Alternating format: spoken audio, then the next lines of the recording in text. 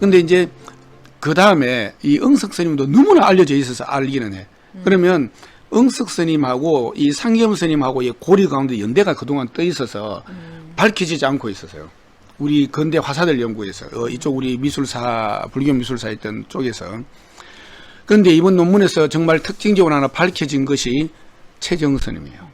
최정 스님인데 이 최정 스님이 상겸 스님으로부터 직접 영향을 받고 그러고 난 다음에 근데 최정 스님은 아마 유추하건대 추측건대 외부적인 활동이나 이거보다는 당신의 어떤 실력, 불화의 전통 이런 것들을 전부 다 뭐라 그러나 기틀을 마련했다고 재정비를 한 거야. 재정비를 하고 재정립을 한 거예요. 그러니까는 당신이 그렇게 했기 때문에 응석 스님이 어마어마하게 펼쳐나갈 수가 있었던 거야. 그러니까는 아니면은 계속 그렇게만 나가면 사람이 왜 많은 활동을 하고 우리가 그럴 때는 또 한번 침잠하면서 다지는 뭔가 타이밍이 필요하잖아요. 근데 최정 스님이 그런 미술사적인 역할을 하신 것 같아요. 그래서 이 최정 스님 그리고 또 이 계맥이 그 화맥이 이렇게 이어질 수 있게 되는 데는 외부적으로는 많이 알려져 있지 않았지만은 이렇게 침잠해서 전통을 뭐라고 했지? 재정립이라고 했지. 네. 재정립을 해주는 최정 스님 같은 스님이 있어서 가능한 거예요. 그리고 또 최정 스님 위가 이제 드디어 상겸 스님인 거야. 네. 그러니까 상겸 스님도 정조대왕이 좋아했던 분이었고, 그리고 그 당시 서울 경기 지역에서 활동했던 사람은 예를 들면 누구의 영향을 받았거나 누구의 맥을 이었냐면 니네 할 것 없이 다 상겸 스님이었어. 그 정도로. 그러니까는 최근에서 나온 것 중에 왜 수원 용주사에 가면 있는 삼세불회탱 네. 용주사에 그 김홍도가 했다라고 하는 기록은 있는데 우리 왜 홍윤식 교수님이 그때 한번 왜 복장을 해체했다라고 하는 거 들은 적 있잖아. 네. 근데 그 복장 안에는 김홍도라는 이름이 없다라고 했단 말이죠. 네. 그래서 근데 기법은 또 달라 새롭게. 기법은 너무 처음에는 이름 듣기 전에는 김홍도 건지도 몰랐어요. 그렇지. 네. 근데 뭐 우리 투견도 같은 거 보면 음영법이 들어가잖아. 네, 서양화 같은 그런. 그 기법이 들어갔다는 말이지. 근데 최근에 하나 밝혀진 것 중에 이게 있어요. 근데 말하자면 도감 총 책임은 김홍도가 지기는 했어요. 그 다음에 감리도 하고. 네. 그러면서 이 상겸 스님이랑 상의를 하면서 했겠지. 근데 기록에는 뭐냐면 그 당시 불화장이었던 상겸 스님으로부터 불화 초본을 도움받았다고 되어 있어. 그러니까는 그 복장에는 김홍도라는 이름이 없는데 네. 같이 관여한 거는 100% 맞아요. 그래서 이제 그런 부분에 대한 언급도 사실 이번 논문에 좀 나와 있더라고. 그래서 야 이거 어마어마한 역사를 하나 또 만들었구나 그런 생각을 했는데 자 다음 생 그러면 상겸 스님도 사회적 활동이 굉장했잖아. 예. 그 다음에 그 밑에 응석 스님도 사회적 활동이 굉장했잖아. 그러면 계속 그렇게만 나갈 수가 없었을 거란 이야기지. 그 중간에 최정 스님 같은 분이 있어가지고 네. 상겸 스님의 그 어마어마한 활동력과 이 일반 미술과 불교 미술계를 다 아우르고 아마 도화서 화원이라고 하는 타이틀까지 부여받았단 말이죠. 이런 분과 이런 부분을 이렇게 살려나갈 수 있었던 데는 저는 최정 스님의 역할이 무지무지 컸다라고 보는 거예요. 말하자면 국회의원 분이 계시면 뒤에 이제 보좌관들이 그 뜻을 이어받아서 원활하게 들어갈 수 있게끔 관리하고 그런 게 있었겠죠 옛날에. 그 역할을 최정 스님이 했는데 대외적인 활동을 많이 한 분이 아니다 보니까는 네. 알려지질 않았던 거예요. 근데 알고 봤더니 이제 네. 그런 상황인 거야. 그러니까는 이런 분 때문에 우리 서울 도봉산 망월사 네. 거기 진원집을 내는데도 직접 글을 썼던 지탁 스님으로부터 공부를 하기도 했던 분이 최정 스님이니까. 망월사본 많이 본. 망월사본 맨날 공부할 때 했잖아. 우리 네, 담생도. 망월사본. 담생도 범자 네. 작업이나 글 쓰고 논문 쓰고 할 때 그렇게 연결이 되는 거야.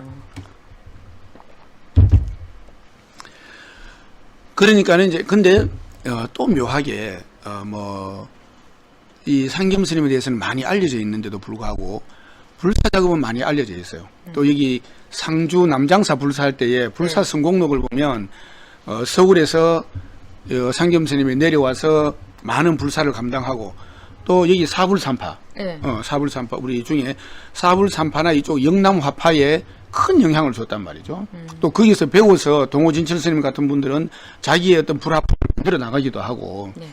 그 다음에 또 그 밑에 응석 스님으로 이렇게 내려가서는 해남 대흥사에 가서 그 큰 불화를 주도하면서 또 같이 교류가 이루어지고, 나는 이 서울 경기 지역에 적을 두고 활동했다라고 하지만은 그 당시 이분들은 전국적인 이 영역을 가지고 활동하신 분들이고 서로서로 밀접하게 교류를 한 거예요. 그래서 이번에 이 논문을 통해서 단순히 활동이 확인만 보고 밝혀지는 것이 아니라 활력이 밝혀지면서 이 부분이 좀 더 구체화가 된 거예요. 그리고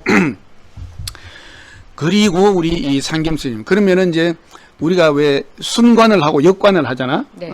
연기도 12연기도 그러면 이제 만봉화사에서부터 예운 뭐 응석 최정 상겸 이렇게 갖고 네. 거꾸로 내려오면은 정조 때에 우리가 뭐 조선조 후기 문예부원기라고 했던 정조 때의 상겸 스님으로부터 시작해서 그 밑에 최정, 응석, 예운, 만봉 이렇게 내려온 거란 말이죠. 예. 근데 상겸 스님이 당신이 너무나 우뚝했기 때문에 누가 스승이었을까라고 하는 거에 대해서는 전혀 나온 논문이 없었어요. 근데 이번에 그게 밝혀진 거예요. 그게 밝혀졌는데 그 윗대에 불상불화 그러니까는 의궤와 기법과 색채와 뭐 이 도상까지 전체를 아우르고 있었던 서른 스님이요. 서른 스님이요. 우리 전에 왜 홍천 수타사 네. 우리 답사 갔잖아. 네. 아주 좋아하죠. 아주 좋았지. 그리고 고려불화를 이어서 우리 왜 담생도 좋아서 지금 이미 초본 내고 초까지 다 떠났잖아. 그 멋진 네. 지장이라고 네. 했던 거. 수타사 지장. 담생 멋진 지장이라고 했던 거 아주 정말 멋진 말이어서 네. 이 서른 스님이 상겸 스님에게 맥을 이어준 거예요. 이 어마한 맥이야 이게 지금 보니까. 그러니까는 어떻게 보면 서울 경기 지역 경산화파, 경산화맥, 경산화맥 불화의 하나의 형식을 완성해줬던 사람이에요. 완성했던 사람이 이 서른 스님 같은 분들이었고, 그리고 이 서른 스님은 그냥 이게 이 조상경이라든지 이런 의궤에만 밝았던 것이 아니라 선사로서도 큰 그러니까 서산대사의 맥을 받은 분이에요. 그러니까는 이 교맥, 선맥, 화맥을 다 받아 가지고 계시던 분이 이 서른 스님 같은 분이에요. 그래서 이 경산화맥이라고 하는 것이 이렇게 확산과 맥이 이어질 수 있었던 데는 그러한 큰 참 스승들이 계셔서 가능했구나라고 하는 걸 보면 참 중요한 그 역할을 하셨던 분이 그리고 서른 스님의 법호가 관허예요. 관허당. 그러니까는 우리 전통적으로 성품도 넓고 관후하고 하면은 관자를 쓰는데 네. 성품으로나 역할로나 볼 때에 그 당시에 참 대스승이었던 분이 이 서른 스님 같은 분이었구나 하는 거예요. 자, 이제 우리가 여기까지 올라가면 자 한번 보자. 이제 만봉 스님에서 그 위에 예운 스님, 응석 스님, 최정 스님, 상겸 스님, 서른 스님이란 말이에요. 네. 그러면 지금 6대가 밝혀진 건 처음이에요. 요번에 우리 송윤섭 논문에 6대가 밝혀진 건 처음인데 그 다음에 그 위에 7대이면서 경산 화맥의 기원이 됐던 분. 각총스님. 각총스. 그 남양주 봉선사 알지담? 예, 봉선사. 남양주 봉선사에서 원래 해인사에 계시면서 와서 여기서 서울 경기 지역 경산화파의 기원이 되어주신 분이 이 각총스님인 거예요. 그러면 7대가 지금 밝혀진 거 아니에요. 야, 그러니까는 이 각총스님이 남아있는 거는 왜 우리 봉선사 괴불도 1735년? 정확하게 알고 있는 네. 해절 그때요. 그리고 그러면 지금 벌써부터 18세기 초반으로 가는 그렇게 되는 거예요. 그러니까는 그리고 또 중요한 게 특이하게 네. 이게 뭐 지천년 견호백이라고 해서 우리가 왜 한지가 천년을 간다라고 하는데 이거는 특이하게 거의 유일하게 괴불 가운데 한지에 그려진 탱화예요. 괴불 탱화예요. 그리고 이거를 진체 양식이 아니라 얇은 수채화 같이. 와, 그러면 엄청나게 옥양목에 그린 거보다는 또 다른 거야. 네. 다르고 단체로 그렸다면 한지에다가 담채를 여러 번 겹쳐 올리는 방식으로 했기 때문에 네.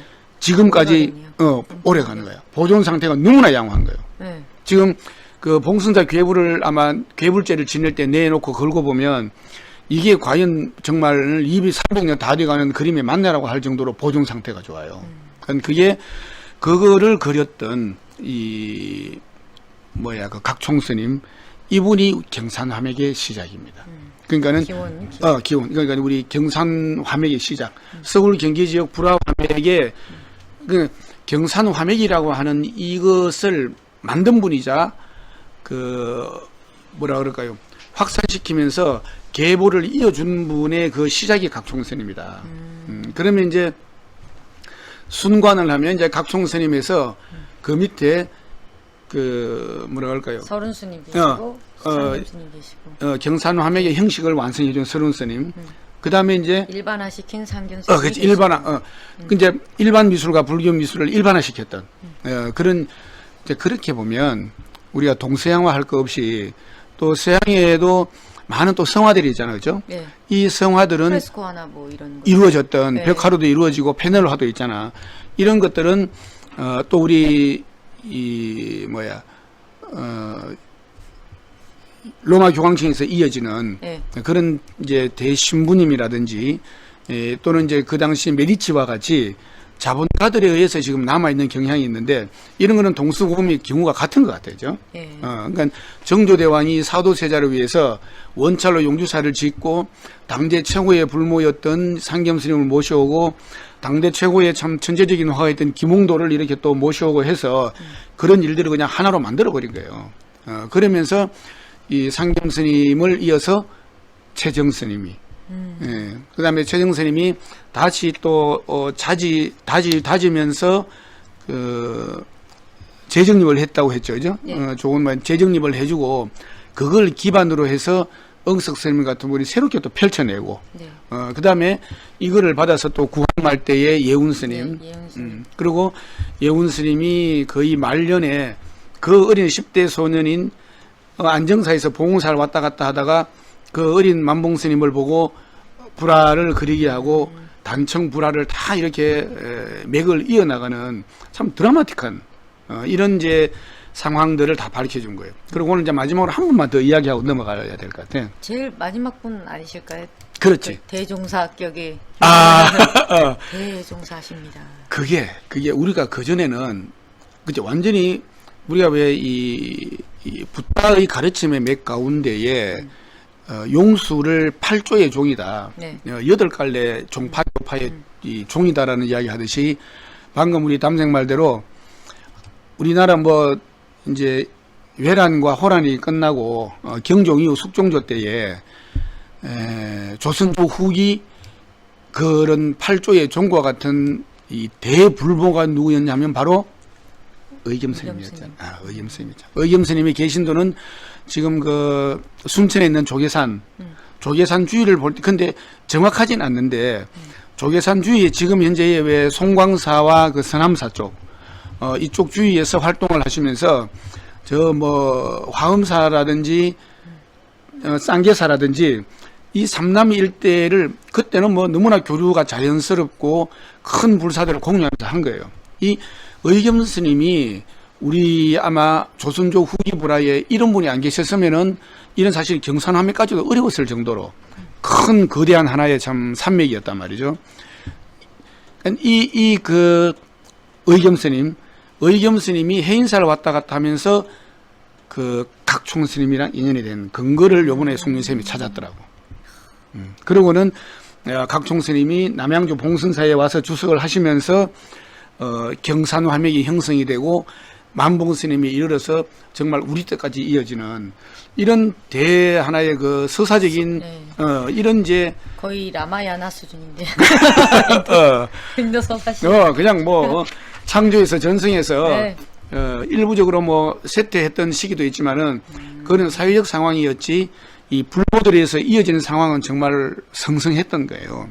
그래서 이렇게 오늘 거대한 스토리를 담고 있었어요. 지금 이 논문 안에 그런 내용을 담고 있었던 거예요. 그래서 이제 여기서 세부적으로 강론으로 나가면 그림을 가지고 이야기하면 그 시대에 또 왜 디테일한 일화들이 많잖아. 네. 그런 그런 스토리가 게 회화사가 또 될 것 같아요. 이런 거예요. 네. 이제는 그러니까는 그런 회화사를 쓸 수 있는 하나의 이제 시주를 만든 거예요, 이게.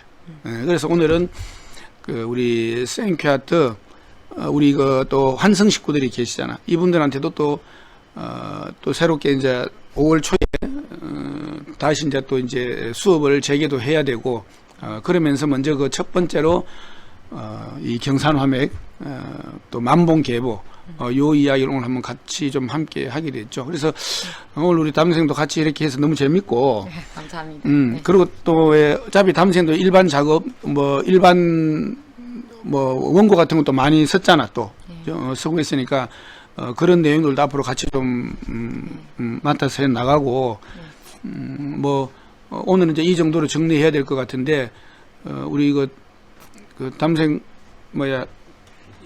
저도 이렇게 이제 교수님께서 이제 계보를 정리해 주시니까 그냥 그 논문이나 이렇게 책으로 이렇게 읽어졌던 것이 대화하듯이 알려주시니까 좀 더 뭐라나 다이제스트가 돼야 된다. 약간 수백 년을 그래서 콕 집어서 딱 일목요연하게 정리해 주시니까 더 많이 와닿았던 것 같아요. 감사해요. 또 이제 이 오전 손뼉도 이렇게 양손이 마주쳐야 소리가 나는 건데 배지장도 맞들면 맞다 있잖아요. 그러니까 이제 나도 이제 이야기를 하면서 생각을 정리해야 되는데 또 우리 담생이 있어서 나도 더 또 정리가 또 쉬웠어요. 그죠? 오늘 정리했고 많이 배우고 갑니다. 감사하고 오늘 방송은 여기까지 하죠. 예. 네, 생큐아트였습니다. 마치겠습니다.